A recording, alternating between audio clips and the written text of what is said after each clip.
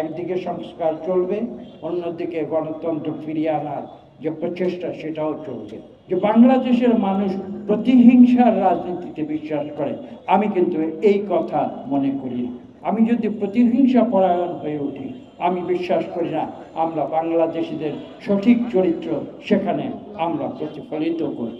নতুন করে বিনির্মাণে তারা তারা নিরন্তর তারা পরিশ্রম করে যাচ্ছে। আমরা তাদের উপরে এই বিশ্বাস রেখেছি যে তারা বাংলাদেশে আবার গণতন্ত্র ফিরিয়ে আনবে।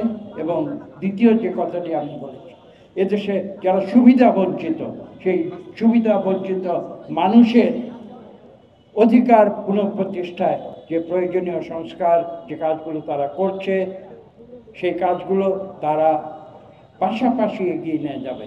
একদিকে সংস্কার চলবে, অন্যদিকে গণতন্ত্র ফিরিয়ে আনার যে প্রচেষ্টা সেটাও চলবে। সরকার একটি সিদ্ধান্ত নিয়েছে, তারা একটি নির্বাচন কমিশন ইতিমধ্যে তারা নতুন করে গঠন করবে। আমরা এটা অত্যন্ত পজিটিভলি দেখেছি এবং আমি বিশ্বাস করি যে এই সরকার অত্যাবশ্যকীয় যে সংস্কারের মাধ্যমে এদেশ আমরা নতুন করে গণতান্ত্রিকভাবে গড়ে তুলতে পারব, সেই সংস্কারগুলোকে গুরুত্ব দিয়ে তারা যত দ্রুত সম্ভব এদেশে জনগণের সরকার পুনঃপ্রতিষ্ঠা করবে, এটাই আমাদের প্রত্যাশা। আজকে যে আন্দোলনটি হয়েছে, ছাত্র জনতার যে আন্দোলন, আমি এখানে দাঁড়িয়ে কয়েকদিন আগে বলেছিলাম, আমি একটি কথা বলেছিলাম, সে কথাটি আমি বিরক্তি করতে চাই না, কিন্তু আমি কথাটি বলছি তার ধারাবাহিকতায়, যেহেতু আরেকটি কথা আজকে আমি বলবো।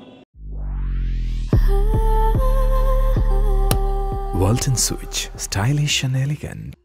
আমি বলেছিলাম যে ছাত্র জনতার যে আন্দোলন, সেই আন্দোলন আমাকে স্মরণ করিয়ে দিয়েছে চে গুয়েভারার কথা, তার সেই রোমান্টিক রেভলিউশনের কথা। এটা আমি কিছুদিন আগে এখানে দাঁড়িয়ে বলেছিলাম। আজকে আমি যে কথাটি বলতে চাই, এই আজকের যে অনুষ্ঠান তার একটি দ্বিতীয় অংশ রয়েছে, সাংস্কৃতিক অনুষ্ঠান। আমরা কিছু গান শুনেছি, আমরা কিছু কবিতা শুনেছি। আমি বিশ্বাস করি মেডিকেল চিকিৎসার পাশাপাশি আজকে এখানে যারা এসেছেন, আহত হয়েছিলেন জুলাই অগাস্টে, তাদের যদি সত্যিকার সুচিকিৎসা করতে হয়, অর্থনৈতিক সাপোর্ট তো লাগবেই, সুচিকিৎসা তো লাগবেই। কিন্তু আমি বাংলাদেশের যারা সংস্কৃতি মানা, যারা শিল্পী রয়েছেন, তাদের কাছে আমি আবেদন করব, আপনার সঙ্গীত এবং কবিতা দিয়ে তাদের মনের কষ্ট, মনের যে এই যন্ত্রণা, তাদের যে শরীরের যে যন্ত্রণা, সেই যন্ত্রণা আপনারা লাঘব করুন। এই বক্তব্য রেখে আমি সবাইকে ধন্যবাদ জানিয়ে আমি সবশেষে একটি কথা বলবো, সেটা হচ্ছে এই যে বাংলাদেশের মানুষ প্রতিহিংসার রাজনীতিতে বিশ্বাস করে, আমি কিন্তু এই কথা মনে করি না। কাজেই আমাকে কে জুলুম করেছে, কে অত্যাচার করেছে, নিশ্চয়ই আমি তার সুবিচার চাই।